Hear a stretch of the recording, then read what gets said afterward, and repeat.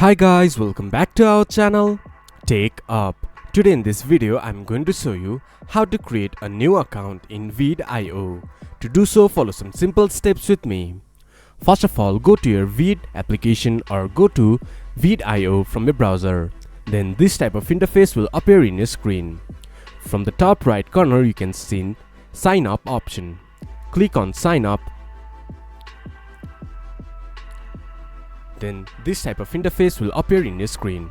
From here you can see sign up with your Google ID, sign up with your Apple ID, sign up with your Microsoft or using your email address.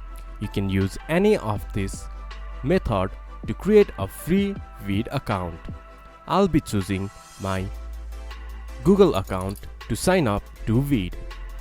From there select your Google ID from which you want to create a free Veed account. Then you will be signed up to Veed. This is how you can create a Veed account. This much for today's video. If you guys find our video helpful, please leave a like and comment. And do not forget to subscribe our channel and hit the bell icon. I'll see you guys again in our next video. Thank you for watching.